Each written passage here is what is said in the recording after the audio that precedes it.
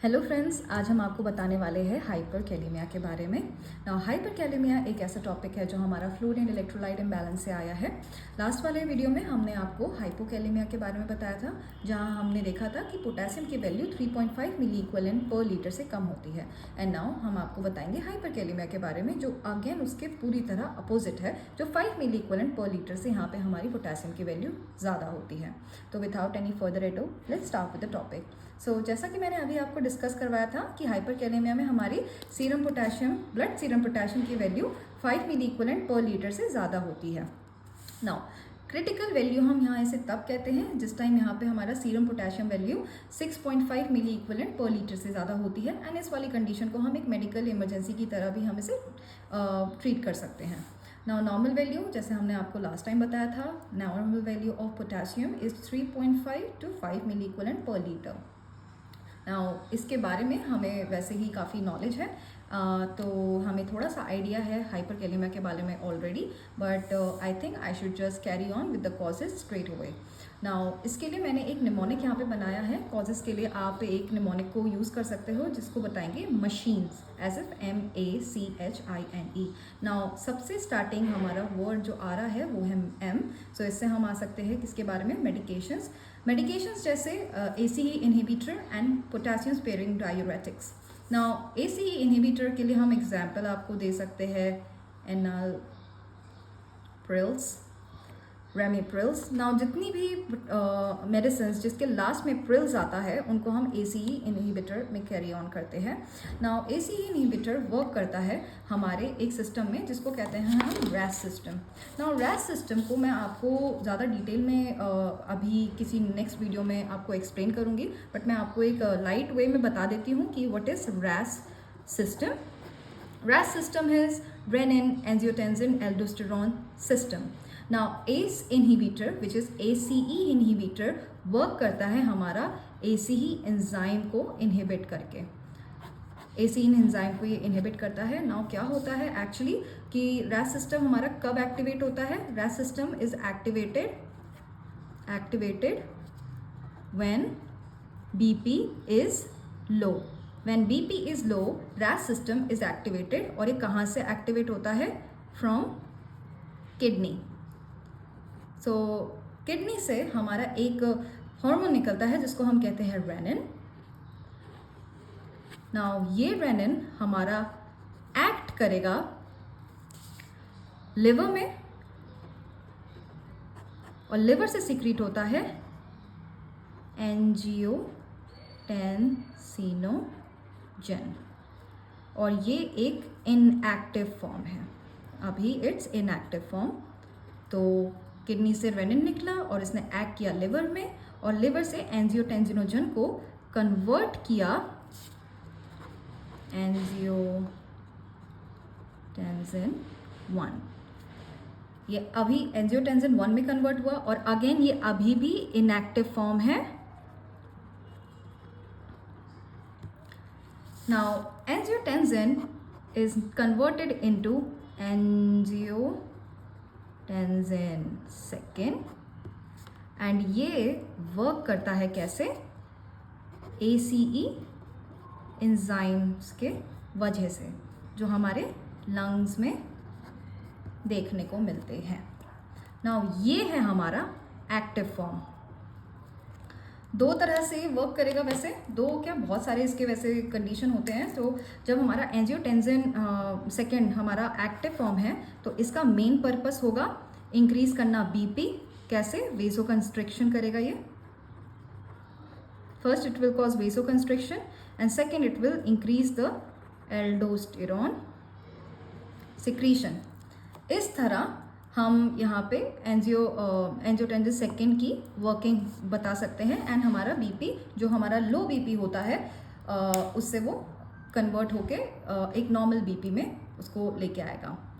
तो again ACE inhibitors का काम होता है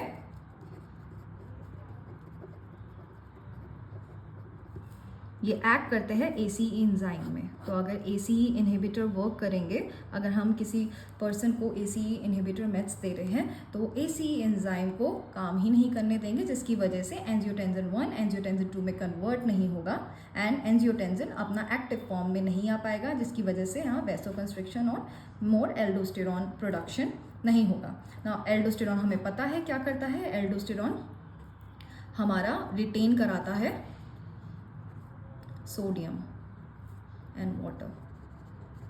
तो अगर ये नहीं है एंड एक्सक्रीट करता है पोटेशियम, सोडियम वाटर रिटेन करेगा, एक्सक्रीट करेगा पोटेशियम को। तो अगर ACE इनहिबिटर है तो एंजियोटेंसिन 2 नहीं बनेगा, एक्टिव फॉर्म नहीं होगा, एल्डोस्टेरॉन का प्रोडक्शन नहीं होगा सही से, और अगर एल्डोस्टेरॉन का प्रोडक्शन नहीं होगा तो हम रिटेन नहीं करवा पाएंगे वाटर एंड सोडियम का, एंड ऑब्वियसली बहुत सारा इनबिल्ट होगा पोटेशियम, तो जिसकी वजह से हमें हाइपरकैलेमिया देखने को मिलेगा। आपको मैं किसी अच्छे वीडियो बना के मैं आपको RAAS सिस्टम के बारे में बताऊंगी। सो अब हम बताएंगे आपको second which is potassium sparing diuretic. इसमें हम एग्जाम्पल में ले सकते हैं जैसे Lasix, spironolactone, not Lasix, I'm sorry, it's not Lasix is not a potassium sparing diuretic, it's actually the one which causes potassium to move out from the body।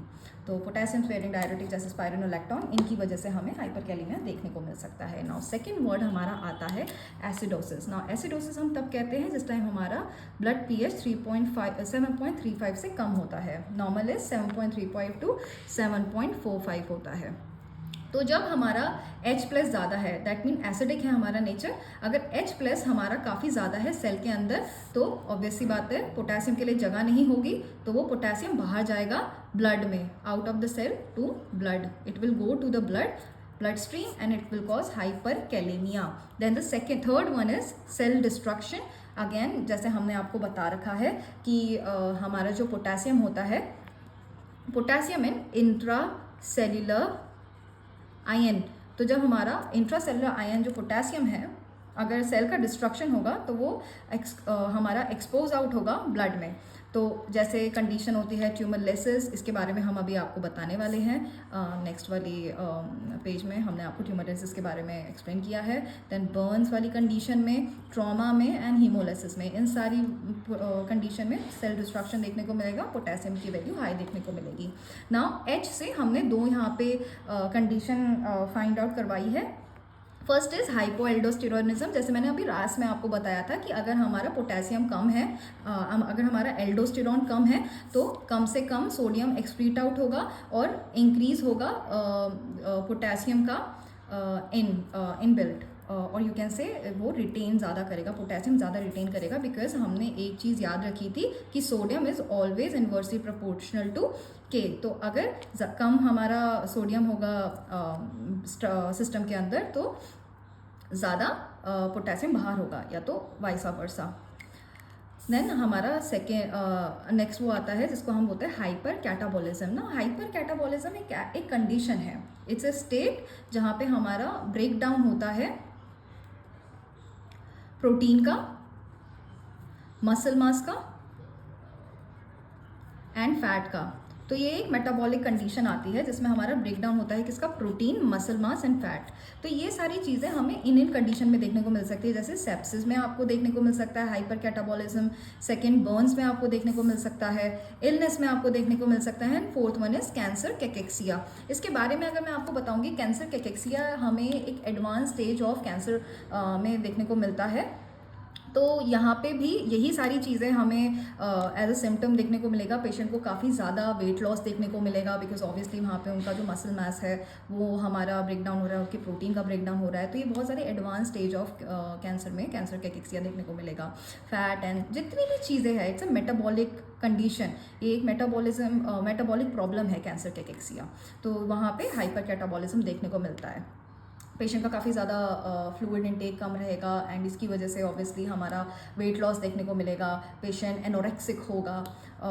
तो ये सब एक ग्रुप ऑफ सिम्टम्स आते हैं cancer cachexia में। Then the next one is, fifth one, हम intake बता रहे हैं। ऑब्वियसली हम बोल रहे हैं अगर ज़्यादा कंजप्शन हो रहा है हमारे पोटेशियम का, जो हमारे फूड्स और मेड्स है जिनमें पोटेशियम की सॉल्ट ज़्यादा है, तब हम इसको हाइपर कैलेमिया में पेशेंट देखने को मिल सकता है। इसमें एग्जाम्पल हम आपको अगेन, जैसे मैंने लास्ट में आपको बनाना के बारे में बताया था, एवोकाडो के बारे में बताया था, और अगर स्पिनच एंड नट्स, ये सब हमारे hyperkalemic potassium containing foods होते हैं। Then we have nephron. अगर हमें रीनल फेलियर है, नेफ्रॉन से रीनल फेलियर याद रखना, तो अगर CKD जैसी कंडीशन है तो यहाँ पे क्या होगा, पोटेशियम हमारा बहुत ज़्यादा रिमेन रहेगा हमारी बॉडी के अंदर, जिसकी वजह से अगेन हाइपर कैलेमिया देखने को मिल सकता है। The last one is the E, which is now excretion impairment, जिसमें हमने CKD के बारे में बताया, जो आपको मैंने रीनल फेलियर में एक्सप्लेन कर दिया है। And then we have something called Addison disease. यहाँ पे क्या होता है, low secretion of aldosterone and low secretion of cortisol. तो ये हमारे अगेन एल्डोस्टेरॉन से, जैसे हमने बताया कि यहाँ पे अगर कम एल्डोस्टेरॉन है तो मोर पोटेशियम हमारा बॉडी में रिटेन रहेगा एंड लेस सोडियम हमारा एक्सक्रीट प्रेजेंट होगा बॉडी में। दैट मीन्स ज़्यादा सोडियम हमारा एक्सक्रीट आउट हो जाएगा। तो ये मैंने आपको गो थ्रू करवाया है कॉजेस ऑफ हाइपर कैलेमिया। ना नेक्स्ट मैं आपको बताऊंगी असेसमेंट ऑफ हाइपर कैलेमिया के बारे में। तो फर्स्ट हाइपर कैलेमिया में अगर हम असेसमेंट की बात करते हैं तो हमारी हाइपर कैलेमिया में जो कंडीशन ये आती है कि बहुत ज़्यादा पोटेशियम एक साथ हमारी बॉडी में आता है, तो यहाँ पे एक हाइपर एक्साइटेबल स्टेट होती है, एक हाइपर एक्साइटेबल स्टेट होती है। तो जिसकी वजह से स्टार्टिंग में हमें सारी जो चीज़ें होगी वो इंक्रीज़ देखने को मिलेगी, सारी चीज़ें हमें एक्साइटिंग एंड इंक्रीज देखने को मिलेगी। बट बाद में जाके एक साथ बहुत ज़्यादा जब पोटेशियम हमारी बॉडी में आ रहा है एंड हाइपर एक्साइटेबल स्टेट आ रही है, तो वो धीरे धीरे करके एक ऐसी स्टेट में आ जाएगा जहाँ पे हमारा जो सिस्टम है वो पोटेशियम को रिएक्ट ही नहीं करेगा। तो एक हाइपर एक्साइटेबल स्टेट से नॉन रिएक्टिव स्टेज में आ जाता है हमारा सिस्टम, जब हम हाइपर कैलेमिया में होते हैं। तो स्टार्टिंग में सारी चीज़ें बहुत ज़्यादा फास्ट होगी, बहुत ज़्यादा एक्साइटेबल होगी एंड देन वो जाके स्लो हो जाएगा, जो आपको हम अभी अच्छे से एक्सप्लेन कर सकते हैं मसल्स में। तो मसल्स में ज़्यादातर और न्यूरोमस्कुलर में आपको ये ज़्यादा एक्चुअली मैं आपको सही से एक्सप्लेन कर पाऊंगी and you can even correlate कि मैं क्या कहना चाहती हूँ कि स्टार्टिंग में it will be hyperexcitable and then after that it will be non reactive. तो कार्डियोवैस्कुलर में स्टार्टिंग में हमें बहुत slow, weak and irregular heart rate देखने को मिलेगी। पेशेंट को अल्टीमेटली हाइपोटेंशन या फिर लो बीपी देखने को मिलेगा। उसके बाद आता है हमारा रेस्पायरेटरी में हमें मसल वीकनेस देखने को मिलेगी एंड जिसकी वजह से रेस्पायरेटरी फेलियर देखने को मिल सकता है अगर लॉन्ग टर्म में रहेगा। जैसे मैंने आपको बताया था अर्ली और लेट स्टेज में मैं आपको न्यूरोमस्कुलर एक्सप्लेन करूँगी, जिसमें मैंने जैसे आपको बताया था स्टार्टिंग में हाइपर एक्साइटेबल स्टेट होगी, ठीक है। थ्रेशोल्ड वहाँ पे वो मैच हो रहा है, जितना पोटेशियम जा रहा है threshold is keep going on, उस टाइम पे वो मैच कर रहा है। तो हमें अर्ली स्टेजेस में यहाँ पे twitching, cramps, tingling, burning sensation, so these are all something called paraesthesia. Paraesthesia हमें उस टाइम पे देखने को मिलेगा, इस टाइम पे हाइपर एक्टिव स्टेट है। बट अगर लेट स्टेज हो जाती है, जो नॉन रिएक्टिव स्टेज होती है, यहाँ पे पेशेंट को प्रोफाउंड वीकनेस देखने को मिलेगी एंड फ्लैसिड पैरालिसिस देखने को मिलेगा एंड ये लेटर स्टेज में होती है। Then something which is called gastrointestinal में हमें इंक्रीज होगी motility, hyperactive bowel sound, again जैसे मैंने आपको बताया था इंक्रीज हो रही है यहाँ पे एक्साइटेबिलिटी, तो यहाँ पे हमें हाइपर एक्टिव बावल साउंड और इंक्रीज होगी मोटिलिटी, जहाँ पे हमें डायरिया देखने को मिल सकता है पेशेंट में। And later and advance stages में जो एक्चुअली बहुत रेयर है वो होती है paralytic ileus, which is like a non reactive stage, जैसे मैंने आपको समझाने की कोशिश करी थी।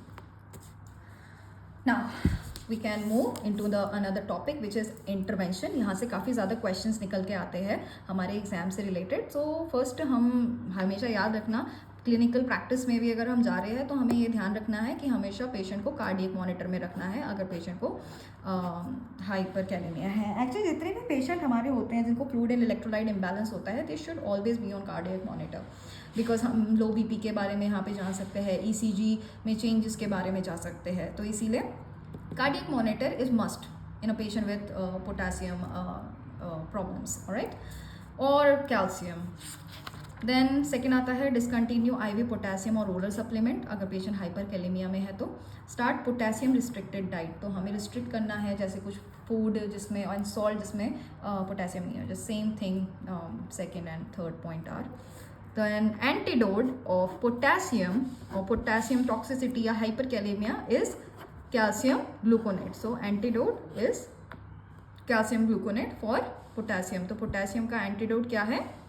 calcium gluconate. So if the patient is having a lot of potassium in his system, so we give a drip for of calcium gluconate. Now again calcium gluconate हमें कभी भी डायरेक्ट पुश में नहीं देना है, it should always be given with some fluid, ठीक है।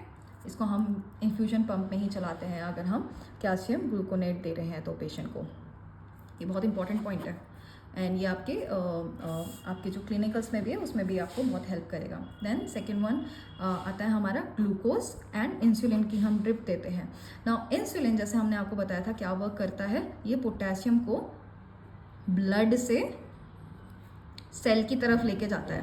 तो ये पोटेशियम को ब्लड से सेल की तरफ लेके जाता है, इस तरह इंसुलिन हमारा वर्क करता है, इसीलिए हम इंसुलिन देते हैं जिस टाइम हाइपरकैलेमिया होता है। नाउ इंसुलिन की वजह से हाइपोग्लाइसीमिया ना हो तो इसको हम ग्लूकोज के साथ कॉम्प्लीमेंट करते हैं, तो इसीलिए हम यहाँ पे इंसुलिन एंड ग्लूकोज की ड्रिप देते हैं।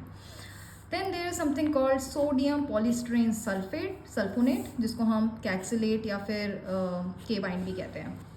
तो अगर बहुत ज़्यादा पोटेशियम होता है सिस्टम में तब उसको एक्सक्रीट आउट करने के लिए हम सोडियम पॉलीस्ट्रीन सल्फोनेट देते हैं जो एक्चुअली पोटेशियम के साथ बाइंड करता है एंड देन एक्सक्रीट आउट करता है। तो इसको हम ओरली या रेक्टल रूट से दे सकते हैं। तो ये हमने आपको इसके बारे में बताया एंड ये तीन चीज़ काफ़ी इंपॉर्टेंट है एक्चुअली, इससे क्वेश्चंस आते हैं काफ़ी ज़्यादा एग्जाम्स में। Then we have something called loop diuretic, we can give loop diuretic like Lasix, ये हमारा लूप ऑफ हेनरी में वर्क करेगा एंड पोटेशियम को एक्सक्रीट आउट करेगा। बीटा एगोनिस्ट जैसे salbutamol, it's a temporary fix. Now beta agonist के बारे में अगर मैं आपको थोड़ा सा ब्रीफ करवाऊँ तो ये कहाँ पे वर्क करता है, सोडियम एंड पोटेशियम पंप में ये वर्क करता है। सोडियम एंड पोटेशियम पंप में ये वर्क करेगा और ये सोडियम एंड पोटेशियम पंप कहाँ होता है, सेल मेम्ब्रेन में होता है। It's found in cell membrane जो हमारा हेल्प करता है transportation of potassium and sodium. तो ये एक टेम्परेरी फिक्स है, this is a temporary fix because ये टेम्परेरी शिफ्ट करवाता है पोटेशियम का, तो टेम्परेरी शिफ्ट करवाता है of potassium from blood to cell. तो इसके हम आपको पेशेंट को नेप्स देते हैं सैल्ब्यूटामोल के, ठीक है। तो ये हमने आपको जल्दी से इंटरवेंशंस के बारे में बता दिया। Now next one that I'm going to discuss is about some tips that are for competitive exam। तो इसमें हम सबसे पहले आपको एक्सप्लेन करेंगे ट्यूमर लिसिस सिंड्रोम के बारे में। बहुत बार क्वेश्चंस आते हैं ये TLS के बारे में। तो ये ज़्यादातर किस में देखने को मिलता है, कैंसर पेशेंट में आफ्टर कीमोथेरेपी। तो कीमोथेरेपी के बाद पेशेंट में ट्यूमर लिसिस सिंड्रोम देखने को मिलता है बिकॉज बहुत सारी जो कीमोथेराप्यूटिक ड्रग्स होती है these can cause tumour lysis syndrome. Now here is a rapid breakdown of tumour cell. तो अगेन ट्यूमर सेल है, सेल के अंदर ज़्यादा क्या है, पोटेशियम। तो पोटेशियम रिलीज होगा, यूरिक एसिड रिलीज होगा एंड फॉस्फेट रिलीज होगा। ये तीन चीज़ें हमें TLS में देखने को मिलती है एंड इससे काफ़ी क्वेश्चंस बने हैं, इससे बहुत ज़्यादा MCQs आए हैं कि TLS में कौन सी चीज़ रिलीज होती है व्हेन सेल बर्स्ट होता है। तो एक चीज़ और याद रख सकते हो आप, अगर पोटेशियम हमारा हाई है बॉडी में तो गो थ्रू के साथ साथ हमारा यूरिक एसिड भी ज़्यादा ही देखने को मिल जाता है, ठीक है। तो यूरेनिया एंड हाइपरकैलेमिया देखो both hand in hand. Then second one which is called rhabdomyolysis, इससे भी काफ़ी क्वेश्चंस आते हैं। These are actually found in muscle, तो मसल सेल का lysis is what we call rhabdomyolysis, ठीक है। नाउ ये किस वाली कंडीशन में देखने को मिलता है, ट्रॉमा में, इंक्रीज बॉडी टेम्परेचर अगर है या फिर इस्कीमिया है, नेक्रोसिस है, वहाँ पे हमें रेब्डोमाइलोसिस देखने को मिल सकता है। रेब्डोमाइलोसिस के लिए हम एक्चुअली यूरिन में इसके कंटेंट देखते हैं। तो यहाँ मतलब हमें यहाँ पे रेब्डोमाइलोसिस में हमें यूरिन से पता चल जाएगा, अगर यूरिन कलर चेंज हो रखा है तो we can actually go for rhabdomyolysis, we can make a diagnosis about it. और इस टाइप का कुछ क्वेश्चंस आते हैं। There is something which is called pseudo hyperkalemia. Now what is pseudo hyperkalemia? तो obviously it's a जैसे हमें पता चल रहा है pseudo के नाम से, it's a false elevation of serum potassium. Now ये होता कैसे है कि जिस टाइम तो हमें ध्यान तब देना है जिस टाइम हम ब्लड हमारा ले रहे हैं पेशेंट से, हम अगर वहाँ पे सैम्पलिंग कर रहे हैं उस टाइम पे अगर हमने कुछ गड़बड़ी करी, जैसे ट्रोमेटिक वेन पंचर कर दिया, हमने पर्टिकुलर आसपास वाली टिश्यू को हमने इंजर कर लिया, एंड ऑब्वियसली हम वहाँ पे पोटेशियम इंक्रीज ही मिलेगा बिकॉज हमने सराउंडिंग जो टिश्यूज़ है अगर वहाँ पे हमने पंचर किया तो वहाँ से रिलीज होगा पोटेशियम इंस्टेड ऑफ वेन में अगर हमने नीडल प्रिक करी तो. Then we have clench fist. अगर हम पेशेंट से ब्लड विड्रॉ कर रहे हैं एंड हम पेशेंट को फिस्ट बनाने के लिए बोल रहे हैं या तो पंपिंग कर रहे हैं टॉर्निकेट वाले एरिया में, तो वहाँ से क्या होता है कि ओल्ड ब्लड आता है. तो ओल्ड ब्लड अगेन इनमें पोटेशियम की वैल्यू वैसे ही ज़्यादा होती है. ठीक है, अगर बहुत टाइम के लिए रख लिया, डिलेड ब्लड प्रोसेसिंग हो गई, या फिर पेशेंट का हमने ब्लड विड्रॉ किया एंड देन उसको जस्ट एक साइड में रख दिया तो उसकी वजह से हीमोलाइसिस मिलेगा. अगेन हीमोलाइसिस अगर हो रहा है, ब्लड सेल वहाँ पे अगर टूट रहे हैं तो हमें क्या देखने को मिलेगा, हाइपर कैलेमिक, एक सूडो हाइपर कैलेमिक रेंज हमें देखने को मिलेगी. पोटेशियम की वैल्यू यहाँ पे देखने को मिल सकती है ज़्यादा. तो ये कुछ चीज़ें हैं जो आपको कॉम्पिटिटिव एग्जाम में आती है, क्वेश्चंस पूछे जाते हैं लिजिट ट्यूमरलेसिस एंड रेप्टोमाइलोसिस से के रिगार्डिंग. सूडो हाइपर कैलेमिया मैं आपको जैसे इसके बारे में बता ही रही हूँ बिकॉज इसको I thought it will be important. Then there is something called hyperkalaemic ECG. बहुत ज़्यादा इंपॉर्टेंट है, इससे बहुत क्वेश्चंस आते हैं. कुछ चीज़ें वैसे हाइपोकैलेमिक ईसीजी जैसे भी है इसमें, जैसे प्रोलॉन्ग पीआर इंटरवल देखने को जहाँ पे मिलता है ना. अगर हम फिर से मैं आपको अगर एक्सप्लेन करना चाहूँ और हम नॉर्मल उसमें हम क्या है हमारा, this is P wave, this is QRS, this is T wave and this is you wave. तो यहाँ पे पी आर इंटरवल जो आप देख सकते हैं, ये पी आर इंटरवल ये यहाँ प्रोलॉन्ग है, तो यहाँ पे प्रोलॉन्ग पी आर इंटरवल देखने को मिलेगा. Then second one is wide and Q R S. यहाँ पे नैरो होता है क्यू आर एस. अगर आप देख सकते हैं नॉर्मल ईसीजी में नैरो होता है हमारा क्यू आर एस कॉम्प्लेक्स, यहाँ पे थोड़ा सा वाइड रहेगा. Then there is something called tall tented T wave. T wave बहुत छोटी होती है, ये कभी इतनी ज़्यादा जाती नहीं है, बट यहाँ पे टॉल पीक्ड टी वेव आपको देखने को मिलेगी. Then there is something called flat wide और एब्सेंट पी वेव. तो यहाँ पे एक्चुअली अगर नॉर्मली हम देखें तो ये कर्वेशियस है, बहुत स्लाइटली ये उभरी हुई है, प्रोमिनेंट है, बट यहाँ पे आपको एकदम वाइड और एब्सेंट यहाँ देखने को मिल सकती है, या तो फ्लैट आपको देखने को मिलेगी. ठीक है, इसके कुछ पॉइंट्स आप याद रख सकते हो, जैसे पीक्ड टी वेव देखने को मिलेगा जो आपको मैंने यहाँ दिखाया, फ्लैट एब्सेंट पी वेव देखने को मिलेगा, या फिर वाइड देखने को मिल सकता है जैसे मैंने आपको यहाँ पे बताया. प्रोलॉन्ग पी आर इंटरवल आपको यहाँ पे ज़्यादा देखने को मिलेगा. Then wide and Q R S के इसके बीच का गैप बहुत ज़्यादा बढ़ जाता है, इसीलिए इसको wide and Q R S बोलते हैं. ना sine wave pattern is like V F और वी टी ही हम कह सकते हैं. साइन वेव में हमारा मोस्टली क्यू आर एस और टी वेव ये दोनों मर्ज हो जाते हैं. तो क्यू आर एस और टी वेव मर्ज होते हैं तो वो कुछ ऐसे लगते हैं. ठीक है, इन चीज़ को हम साइन वेव पैटर्न कहते हैं, इसीलिए इसको हम V F and we T की तरह ही ट्रीट करते हैं, कोरिलेट करते हैं.